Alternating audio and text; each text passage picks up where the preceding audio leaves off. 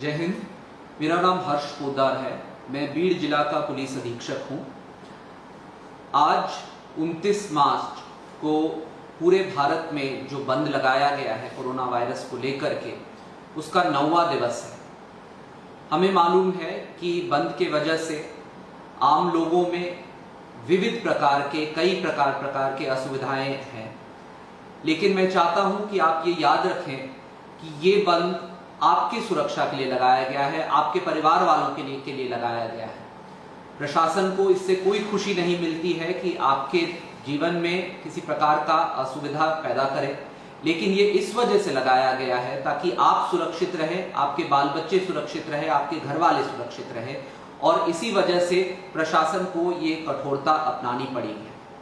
मैं उम्मीद करता हूं कि बीड़ के हर वासी ये याद रखेंगे कि प्रशासन को आप पर कठोरता करने में किसी प्रकार की खुशी नहीं मिल रही है, लेकिन ये आपके भलाई के लिए किया गया है। मैं हर रोज ये प्रयत्न करूंगा कि आपसे आज जो जिला के सामने जो मुद्दे हैं, खास तौर से कायदा और सुव्यवस्था को लेकर के और लॉज के अमल बजावनी के बारे में, उसके बारे में आपसे चर्चा कर सकूं, ताकि आपको इसकी जो माहिती है वो त्वरित मिल सके और सटीक मिल सके। आज के कई सारे मुद्दे हैं। सबसे पहला मुद्दा ये है कि कर्फ्यू का रिलैक्सेशन का जो टाइम है वो आज से बदल दिया गया है।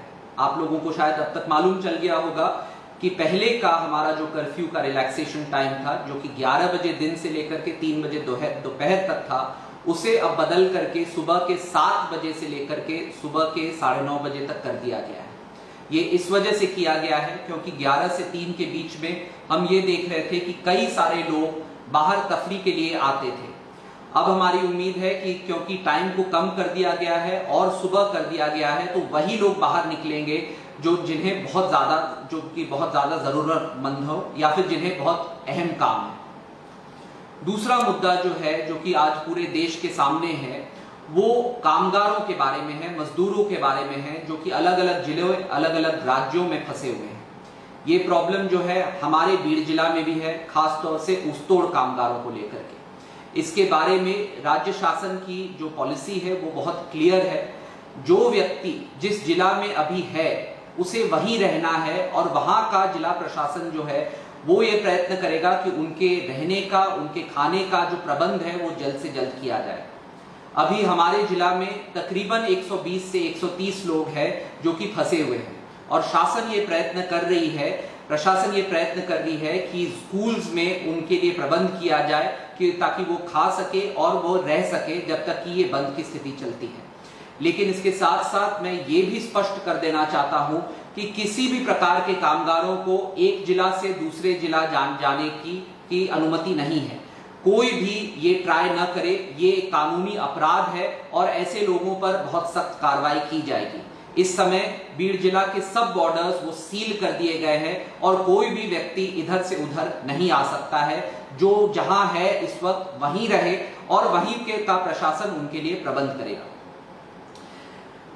इसके बाद वाला मुद्दा जो है, जैसा कि हमने बताया कि बीड़ जिला के जो बॉर्डर्स हैं उन्हें सील कर दिए गए हैं। इसके बावजूद हम देख रहे हैं कि कुछ लोग हैं जो कि इन बॉर्डर नाकास को क्रॉस करके आ रहे हैं। जाहिर सी बात है कि इसमें किसी न किसी प्रशासकीय अधिकारी की हालगर्जी पर बना रहे होगा या फिर अपने ड्यूटी के अमल बजावनी में उसने चूका है। कल हम लोगों को मालूमात मिली कि यूसुफ वडगांव पुलिस स्टेशन के एरिया और चकलांबा पुलिस स्टेशन के एरिया से कुछ लोग हमारे एरिया के अंतर्गत आए हैं। मैं अपने कर्मचारियों से भी, पुलिस के कर्मचारियों से भी कहना चाहूंगा कि आप में से 99% लोग अत्यंत उत्तम काम कर रहे हैं, लेकिन कुछ लोग जो ऐसे हैं जो कि नाकाज पर लोगों को अंदर आने दिए जा रहे हैं, उनके खिलाफ बहुत सख्त शिस्तभंगी की कार्रवाई की जा रही है। यहाँ मेरे हाथ में वो ऑर्डर्स हैं उन कर्मचारियों और अफसरों के खिलाफ जो कि नाका पर अपना ड्यूटी ठीक से नहीं निभा रहे हैं, और उनके खिलाफ डिसिप्लिनरी एक्शन ली जाएगी। पुलिस अधीक्षक होने के नाते मैं उन्हें वार्न करता हूं कि नाकाज पर बहुत सख्त और बहुत कठोर गार्ड रखा जाए। अगली बात जो है वो इमरजेंसी सर्विसेज पास को लेकर के है। आप सबको मालूम है कि राज्य शासन और केंद्र शासन की तरफ से जो ऑर्डर्स निकले हैं उसमें कुछ ऐसे अति आवश्यक वस्तु और सेवाएं हैं जिन्हें एग्जेम्पशन दिया गया है कर्फ्यू से। जितने लोग भी इस प्रकार के सर्विस या फिर वस्तुओं से जुड़े हुए हैं, चाहे आप सप्लाई लाइन के हो या फिर आप दुकान चला रहे हो, मेरी आपसे यह अनुरोध है कि आपके सबसे करीबी पुलिस स्टेशन पर जाकर के एक इमरजेंसी सर्विस पास ले लें।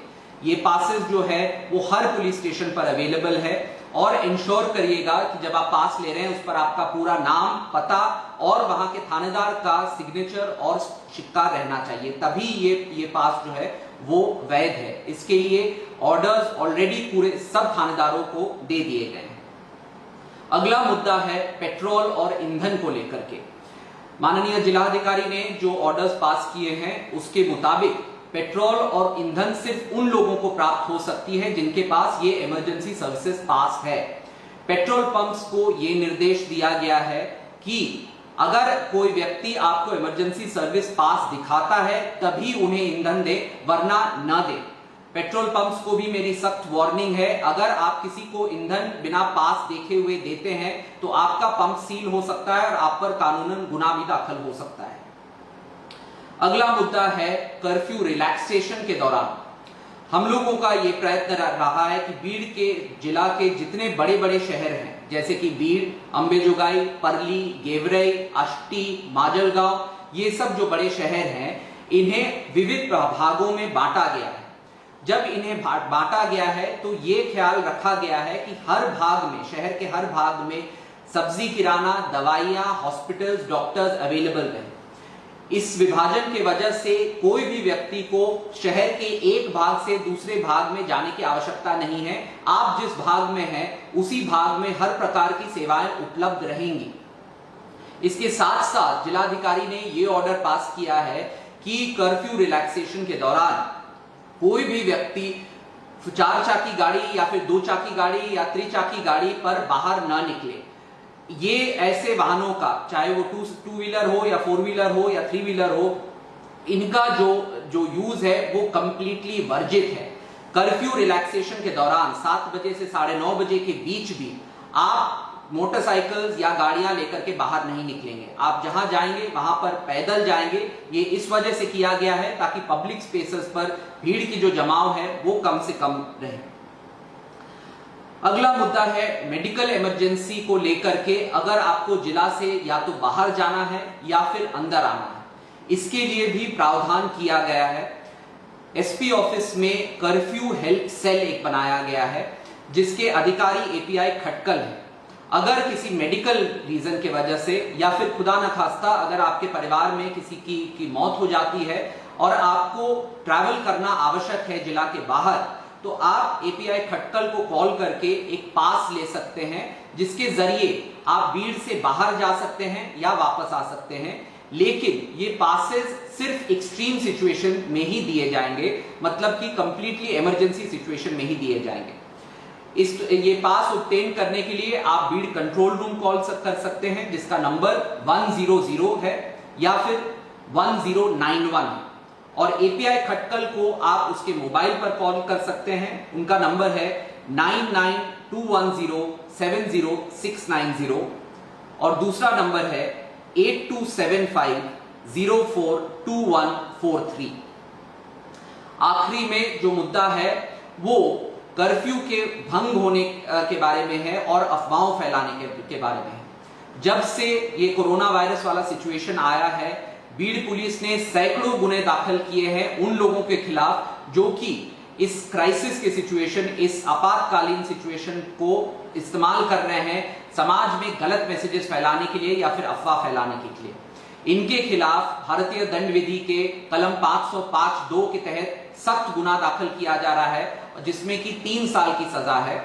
इसको छोड़ करके जो लोग कर्फ्यू को भंग करते हैं या फिर बाहर आते हैं जब कर्फ्यू लगा हुआ है, उनके खिलाफ भारतीय दंड विधि के कलम 188 के तहत गुना दाखिल किया जा रहा है। मैं आपसे हाथ जोड़कर विनंती करता हूं कि इस समय ये एक ऐसा समय है जिस समय पूरे जिला और पूरे राज्य और पूरे देश पर एक संकट की स्थिति आई हुई है। अपने परिवार वालों के लिए और अपने लिए संकट की जो स्थिति है उस पे और बढ़ोतरी ना होने दे, एक और गुना दाखिल करवा करके। शासन जो कर रहा है वो आपके भलाई के लिए कर रहा है। ये एक युद्ध है जिसे हमें जीतना आवश्यक है और इसे हम जरूर जीतेंगे। महाराष्ट्र की ये परंपरा रही है कि सैकड़ों सालों से हम घर से बाहर आकर के लड़े हैं शत्रुओं के खिलाफ। ये एक ऐसा युद्ध है जिसमें लड़ने के लिए हमें घर के अंदर रहना है। मुझे उम्मीद है कि बीड़ का हर निवासी, हर व्यक्ति जो है वो इस युद्ध में हमारे साथ, प्रशासन के साथ जुड़ेगा और अगर ईश्वर ने चाहा तो हम इस शत्रु को जरूर से अपने राज्य और अपने देश से हरा करके रहेंगे। जय हिंद, जय महाराष्ट्र।